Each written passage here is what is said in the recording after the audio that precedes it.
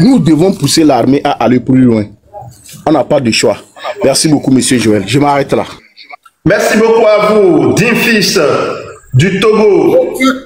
Joël, tu as remarqué aussi que lorsque son papa était malade, le petit préparait déjà à prendre la place de son papa.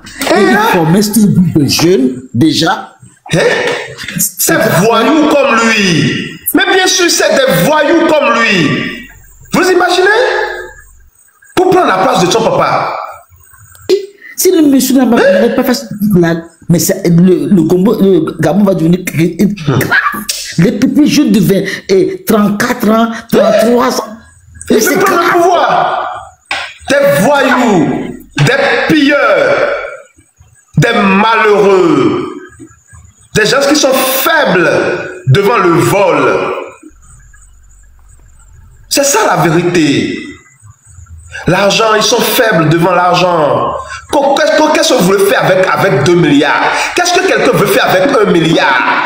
S'il vous plaît. Qu'est-ce qu'on veut faire? Combien l'on mange? Mais écoutez, non, mais combien l'on mange? On n'a pas besoin d'1 milliard pour être riche. Pour vivre en paix, pour être à l'aise, on n'a pas besoin d'1 milliard. Non, quand même. Ça, c'est la démesure. Et en plus, ce n'est pas votre argent, c'est l'argent du peuple.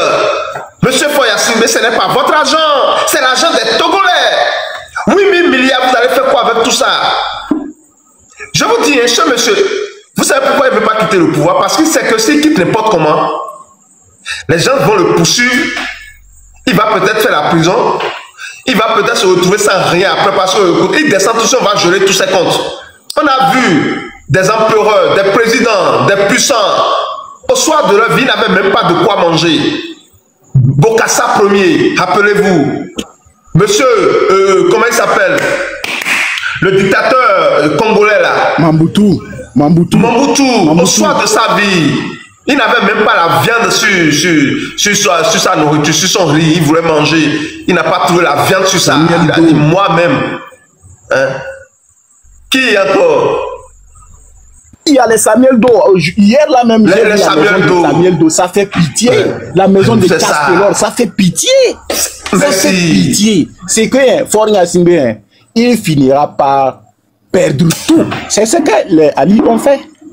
Samuel Do, merci beaucoup. Regardez, on a bloqué tout. Par exemple, ce qui se passe actuellement au Gabon. Mais l'État a bloqué tout. C'est ce qui finira par arriver au Togo. Puis encore, vous savez, l'argent là, vous savez qu'ils ont des immeubles un peu partout, les bongos. Et la France a saisi ces choses-là. Pas pour retourner au gouvernement gabonais. Hein. La France a saisi ça, quoi. Vous voyez comment les gens font du mal à leur pays.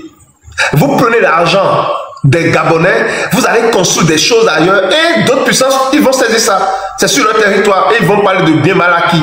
Au lieu de construire nos pays en Afrique, on vole l'argent des pauvres, des gens qui n'ont pas de l'eau, qui n'ont pas d'électricité, qui n'ont pas des infrastructures, pour aller donner ça gratuit aux autres.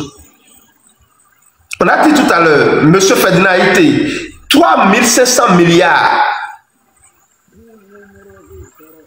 Francs CFA des Togolais, on a déposé dans un compte à l'étranger avec tout cet argent. Avec 3000 milliards, on a déjà effacé, épongé la dette des Togolais. Mais ça dort dans un compte. Monsieur Yann Fort, voilà, de son papa, il a magasiné, il a volé l'argent des Togolais, il a déposé. C'est-à-dire, j'ai horreur des dictateurs, ceux qui prennent le pouvoir d'État par la force. Je vous dis, c'est-à-dire, vous n'avez pas idée, quoi. Il n'y a pas de raison. Parce qu'on ne peut pas vivre dans un monde d'injustice. Non, il faut respecter le droit. J'ai horreur des dictateurs. Ceux qui prennent le pouvoir dans leur pays par la force, j'ai horreur d'eux. C'est des gens qui nous créent trop de problèmes. Ils viennent avec des discours bidons pour manipuler les gens. Nous devons apprendre à respecter nos lois. C'est des voleurs, c'est des voyous. On prend l'argent des gens, on veut corrompre les uns et les autres. On est dans ça, on est dans ce système-là. Juste pour maintenir le pouvoir. Vous allez manger combien? Ben Ali, Tunisie. Merci beaucoup à vous. Maoko 228. Ben Ali. Des gens qui eux dépensent des diamants. Je pense que Ben Ali, c'est de l'or, bien quelque chose. C'est des gens qui sont. C'est l'argent du peuple, l'argent des Tunisiens. Belani, sa chambre déjà à plein. Lorsque vous rentrez, c'est l'argent dans les armoires. Toute une chambre. Vous n'avez pas vu ça? Vous n'avez pas vu ça à la télé? Oui. Toute une chambre. Mais allez voir, imaginez Foya Simbe, le jour où cette dictature va tomber. Mais les militaires vont ramasser beaucoup d'argent chez ces personnes-là.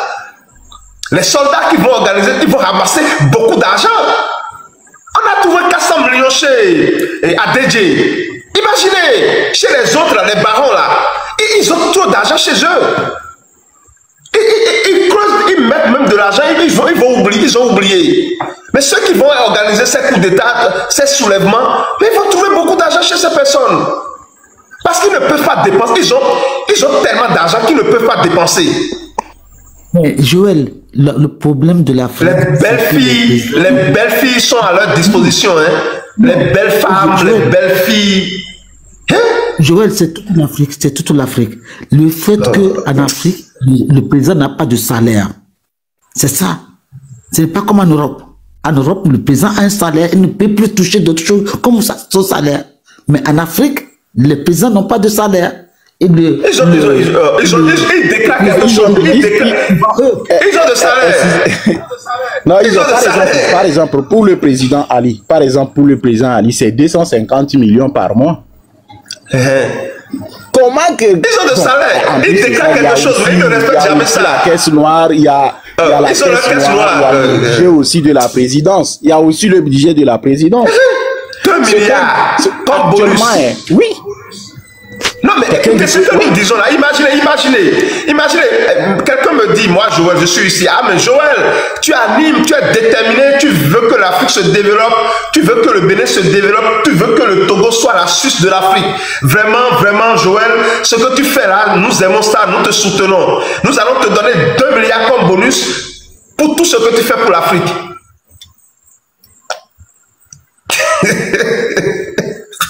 Écoutez, quelqu'un me dit ça tout de suite. On dit Joël, non, mais tout ce que tu fais, tu défends la vérité, la justice et le droit.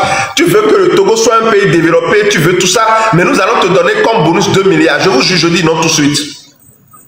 Je ne réfléchis même pas. C'est trop.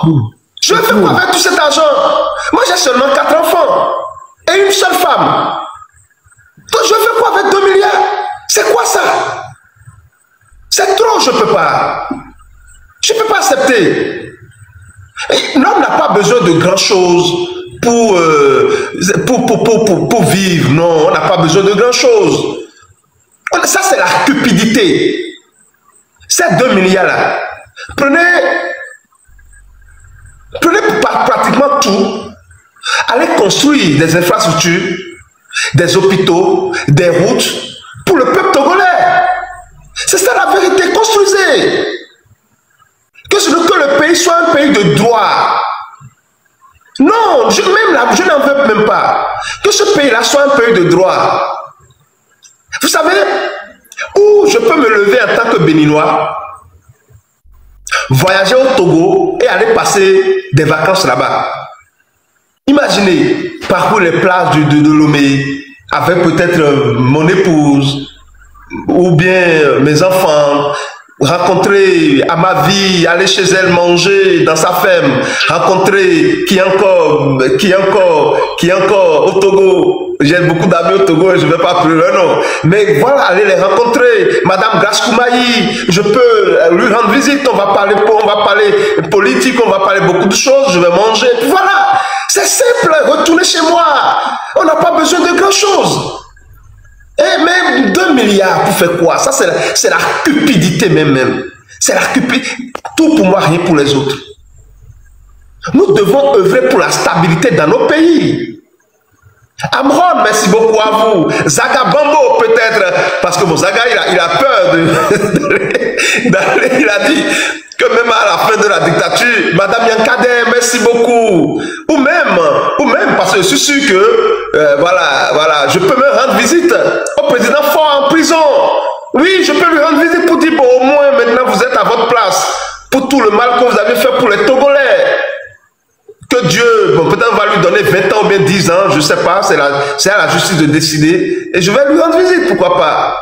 Elle dit oui, nous faisons partie de ceux-là qui... Abdéjé aussi, rendre visite. Chers amis, ces gars-là font trop du mal au Togo, je vous jure. Ils font trop de mal au Togo et ils ne veulent pas quitter. Hein? Ils font trop de mal et ils ne veulent pas quitter, chers amis. Hein? Ils font tellement de mal à ce pays et ils ne veulent pas cesser. Écoutez le mal que les Bongos faisaient. Écoutez le mal, s'il vous plaît. Savez-vous ce qui Monsieur Joël, il pouvait quitter. à cet endroit? Monsieur Haché, vous voulez dire quelque chose? Oh oui, je voulais dire même que non, même si on fait du mal, regardez le président qui était à l'époque, je pense, c'est Yémen. Il a négocié, il a cédé certaines de ses parts à l'État et puis il est parti. Ça se fait. Ça se fait parce qu'aujourd'hui, quand on regarde le Togo est déjà effondré sur tous les plans. C'est pourquoi lui-même, il ne sait pas par où commencer. Pire encore, la population n'est plus motivée. Or que c'est la population qui doit travailler, payer les taxes et les impôts pour qu'on puisse relancer l'économie. Aujourd'hui, la population elle est passive. La population donc ne vous allez travailler. plus. Même, écoutez, si moi je suis même la population, comment je vais travailler? Comment puis-je continuer à travailler lorsque je sais que les gens vont voler tout l'argent? Tu vas payer les impôts, eux ils vont tout voler. Comment la population sera motivée? Comment la population va être motivée? Je vous dis, la femme est respectée. Yahi Boni a dit, les femmes, je vous aime, mais elle, il n'a pratiquement rien fait pour les femmes. Oui, il a fait quelque chose, mais il n'a rien fait. De façon, pour comparer les bilans.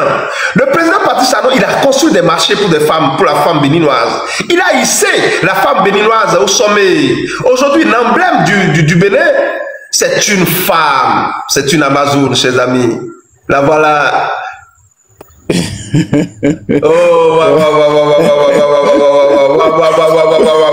Nous, au Bénin, nous aimons les femmes. C'est-à-dire, on a une première dame. Madame Claudine Talon, voilà, un chef d'État, une femme, et on respecte la femme. La femme doit être honorée. Vous savez, si vous êtes un homme et que vous n'avez pas de respect pour la femme, vous allez mal finir. La femme là, parce que quand on prend notre monde, la femme, il faut honorer la femme. Franchement, il faut respecter la femme. C'est vrai, je sais, vous allez me dire, bon, il y a des femmes, peut-être qu'il faut oublier ça là. Mais de façon générale, nous devons respecter, honorer nos mères. Nous devons honorer nos filles. Il faut les respecter. Nambrem du Bénin, c'est une femme et moi, je suis fier. La voilà derrière moi, l'Amazone.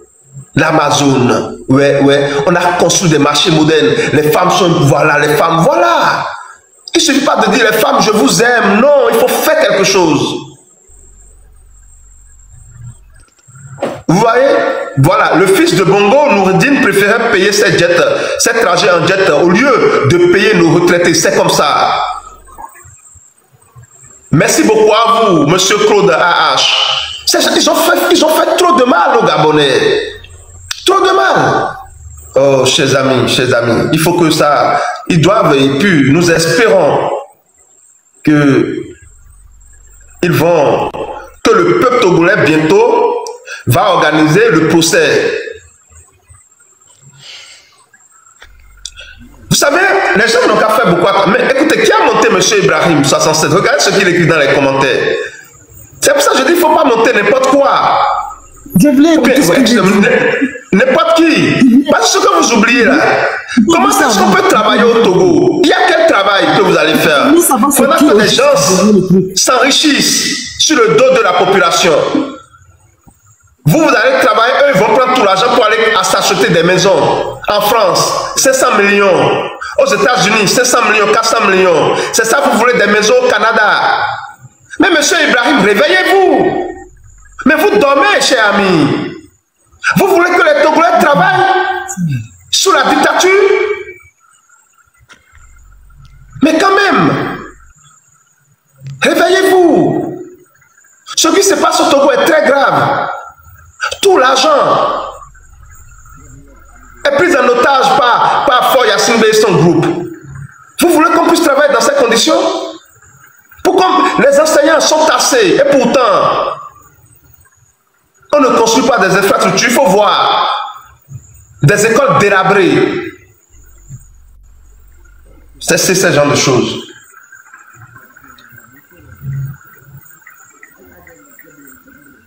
Écoutez le Gabon. Savez-vous ce qui a été bâti à cet endroit? Vous ne le devinerez jamais parce que cet endroit s'appelle aujourd'hui la Sablière. Et qu'est-ce qui a été bâti sur cet endroit? La Villa Nam. La demeure de M. Ali et Sylvia était la propriété de l'origine. La Villa Nam. Comme l'a dit mardi le procureur général, le palace de toutes les deux mesures. C'est ce qui a été construit à la place des parcelles de feu M. Bâtonnier à Koudjou. Il ne s'agit pas de...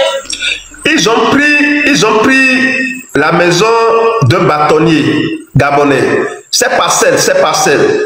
Ils ont arraché, il lui a arraché ses parcelles. Vous voyez l'injustice? La même chose qui se passe au Togo. Vous voyez l'injustice? Il lui a arraché ses parcelles et ils ont construit eux leur maison sur la parcelle. Nouroudine Bongo, et bien monsieur Nouroudine et le père et qui encore est Sylvia et la femme. L'injustice. Puisque la dictature, c'est l'injustice. C'est pour ça que moi je dis très souvent, on ne peut pas demander la justice à un dictateur. Non, ce n'est pas possible. Il faut lutter contre le dictateur jusqu'à le renverser. C'est le seul moyen de rétablir la justice. Vengeance. Il s'agit de justice et de vérité parce que le peuple doit savoir. Aujourd'hui, nos 3 petits étrangers de la Villa Nam sont partis. Les rats ont quitté le navire. Le navire a pris de l'eau. Mais le ciel n'est pas toujours clément quand on le désire. Ironie du sort, la Cour a ordonné la confiscation de la Villa Nam au profit du peuple gabonais. Que monsieur le bâtonnier doit bien rigoler dans sa tombe. Le peuple a repris ses droits. Le peuple gabonais a repris ses droits. Le peuple gabonais a repris ses droits. Peuple togolais, quand est-ce que tu vas te lever pour reprendre tes droits? Le peuple gabonais a repris ses droits. Peuple togolais, quand est-ce que toi tu vas te lever pour reprendre tes droits? Chers amis, quand est-ce que tu vas te lever pour reprendre tes droits, peuple togolais? C'est toute la question. Peuple gabonais, ce monsieur le bâtonnier doit bien rigoler dans sa tombe. Le peuple a repris ses droits. Le peuple a repris ses droits. Togolais, le peuple a repris ses droits. Ça se passe au Gabon. Monsieur Puissance, vous descendez, c'est ça? Oui. D'accord. Comme vous venez de... Oui, allez-y, vous avez quelques mots pour vos compatriotes. Allez-y, nous vous écoutons. Monsieur Joël, je voudrais sincèrement te dire merci. Parce que tu as permis à ce que je puisse par ma voix dire haut et fort ce que des milliers de Togolais disent plus bas. Et vous savez que cela n'est pas ça.